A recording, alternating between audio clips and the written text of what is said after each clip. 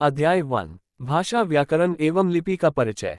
मानव जाति के विकास के सुदीर्घ इतिहास में सर्वाधिक महत्व संप्रेषण के माध्यम का रहा है और वह माध्यम है भाषा।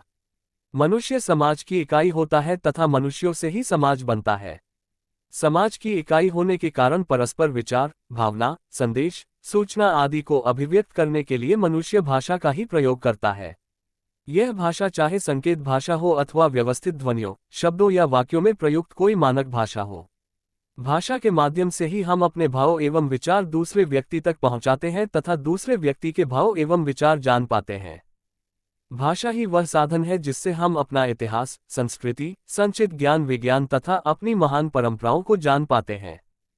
संसार में संस्कृत, हिंदी, अंग्रेजी, बांग्ला, गुजराती, उर्दू, मराठी, तेलुगु, मलयालम, पंजाबी, उड़िया, जर्मन, फ्रेंच, इतालवी, चीनी जैसी अनेक भाषाएं हैं। भारत अनेक भाषा भाषी देश है तथा अनेक बोली और भाषाओं से ही मिलकर भारत राष्ट्र बना है। संस्कृत हमारी सभी भारतीय भाषाओं की सूत्र भाषा है तथा वर्तमान में हिंदी हमारी राजभाषा, राजकार्य भाषा है। भाषा के दो प्रकार होते हैं, पहला मौखिक व दूसरा लिखित। मौखिक भाषा आपस में बातचीत के द्वारा, भाषणों तथा उद्बोधनों के द्वारा प्रयोग में लाई जाती है। लिखित भाषा लिपि के माध्यम से लिखकर प्रयोग में लाई जाती है। यद्यपि भाषा भौतिक जीवन के पदार्थों तथा मनुष्य के व्यवहार व चिंतन की अभिव्यक्ति के साधन के रूप में विकसित हुई है, जो हमेशा एक सी नहीं रहती अपितु उसमें दूसरी बोलियों भाषाओं से, संपर्क भाषाओं से शब्दों का आदान प्रदान होता रहता है।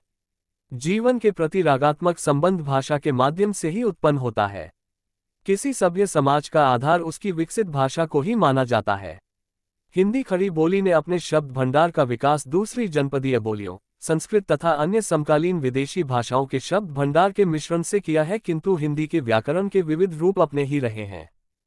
हिंदी में अरबी, फारसी, अंग्रेजी आदि विदेशी भाषाओं के शब्द भी प्रयोग के आधार पर तथा व्यवहार के आधार पर आकर समाहित हो गए हैं। भाषा स्थायी नहीं होती, उसमें दूसरी भाषा के लोगों के संपर्क में आने से परिवर्तन होते रहते हैं। भाषा में ये परिवर्तन धीरे धीरे होता है और इन परिवर्तनों के कारण नई नई भाषाएं बनती रहती हैं। इसी कारण संस्कृत, पाली, प्राकृत, अपभ्रंश आदि के क्रम में ही आज की हिंदी तथा राजस्थानी, गुजराती, पंजाबी, सिंधी, बांग्ला, उड़िया, असमिया, मराठी आदि अनेक भाषाओं का विकास हुआ है। भाषा के भेद जब हम आपस में बातचीत करते हैं तो मौखिक भाषा का प्रयोग करते हैं तथा पत्र, लेख, पुस्तक, समाचार पत्र आदि में लिखित भाषा का प्रयोग करते हैं। विचारों का संग्रह भी हम लिखित भाषा में ही करते हैं।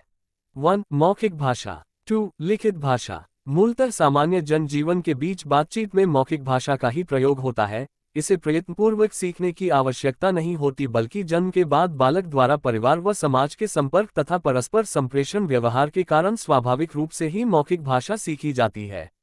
जबकि लिखित भाषा की वर्तनी और उसी के अनुरूप उच्चारण प्रयत्नपूर्वक सीखना पड़ता है। मौखिक भाषा की ध्वनियों के लिए स्वतंत्र लिपि चिन्हों के द्वारा ही भाषा का निर्माण होता है। भाषा और बोली। एक सीमित क्षेत्र में बोले जाने वाले भाषा के स्थानीय रूप को बोली कहा जाता है, जिसे उपभाषा भी कहते हैं। कहा गया है कि कोस कोस पर पानी बदले, 5 कोस पर बानी। हर 5-7 मील पर बोली में बदलाव आ जाता है। भाषा का सीमित, अविकसित तथा आम बोलचाल वाला रूप बोली कहलाता है, जिसमें साहित्य रचना नहीं होती तथा जिसका व्याकरण नहीं होता व शब्दकोश भी नहीं होता। जबकि भाषा विस्तृत क्षेत्र में बोली जाती है, उसका व्याकरण तथा शब्दकोश होता है तथा उसमें साहित्य लिखा जाता है। किसी बोली का संरक्षण तथा अन्य कारणों से यदि क्षेत्र विस्तृत होने लगता है तथा उसमें साहित्य लिखा जाने लगता है तो वह भाषा बनने लगती है तथा उसका व्याकरण निश्चित होने लगता है। हिंदी की बोलियां। हिंदी केवल खड़ी बोली, मानक भाषा का ही विकसित रूप नहीं है, बल्कि जिसमें अन्य बोलियां भी समाहित हैं, जिनमें खड़ी बोली भी शामिल है। ये निम्न प्रकार हैं। 1. पूर्वी हिंदी, जिसमें अवधी, बघेली तथा छत्तीसगढ़ी शामिल हैं।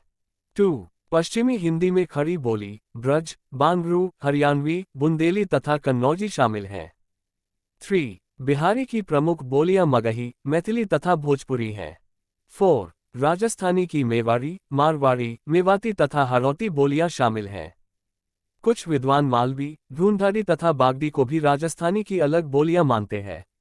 5. पहाड़ी की गढ़वाली, कुमाऊनी तथा मंडियाली बोलियां हिंदी की बोलियां हैं।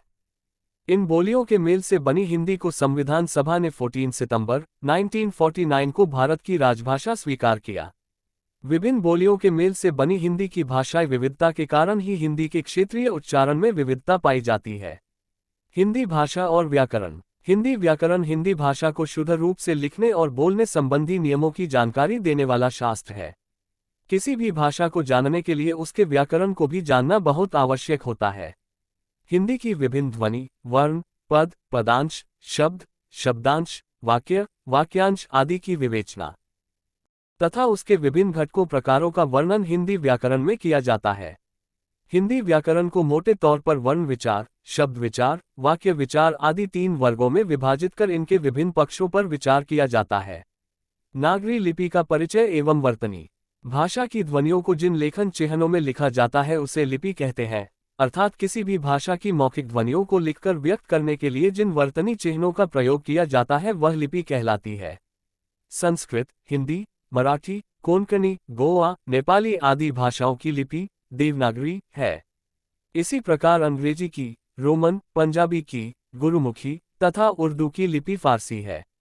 भारत सरकार के अधीन केंद्रीय हिंदी निदेशालय ने अनेक भाषाविदों, पत्रकारों, हिंदी सेवी संस्थानों तथा विभिन्न मंत्रालयों के प्रतिनिधियों के सहयोग से हिंदी की वर्तनी का देवनागरी में एक मानक स्वरूप तैयार किया है जो सभी हिंदी प्रयोक्ताओं के लिए समान रूप से मान्य है। देवनागरी लिपि का निर्धारित मानक रूप।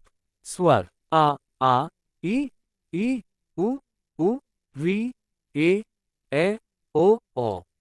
मात्राएं अ की कोई मात्रा नहीं। अनुस्वार अ, जैसे अंश, अंदेशा, संपदा, हंस। अनुनासिक चंद्र बिंदु, जैसे हंसना, धुआं, चांद।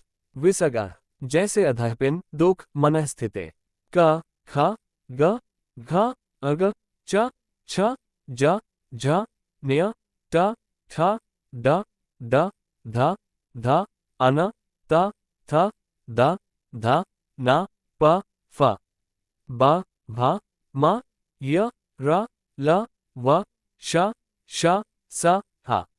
संयुक्त व्यंजन क्ष, त्र, ज्ञ, श्र। हल चिह्न, जैसे प्रहलाद, पट्टा, अपराहन। व्यंजन, गृहीत स्वर ओ, गृहीत व्यंजन क, ख, ग, ज, फ। अंग्रेजी भाषा से गृहीत स्वर, जैसे डॉक्टर, कॉटेज, कॉलेज। फारसी से गृहीत ध्वनियाँ, जैसे गरीब, गजल, फन, क्रोम, खत। पुनः याद रखने योग्य, हम अपनी बात एक दूसरे को भाषा के माध्यम से ही कहते हैं। भाषा के 2 रूप होते हैं। 1. मौखिक, 2. लिखित। मौखिक भाषा को लिखने के लिए जिन लेखन चिह्नों का प्रयोग किया जाता है उसे लिपि कहते हैं। भाषा के सीमित क्षेत्र में बोले जाने वाले स्थानीय रूप को बोली या उपभाषा कहते हैं। हिंदी की 18 से 22 बोलियां 5 उपभाषाओं, विभाषाओं में विभाजित की गई हैं। पश्चिमी हिंदी, पूर्वी हिंदी, राजस्थानी, बिहारी तथा पहाड़ी। भाषा को शुद्ध लिखने व बोलने संबंधी जानकारी देने वाले शास्त्र को व्याकरण कहते हैं। हिंदी भाषा की लिपि देवनागरी है। धन्यवाद।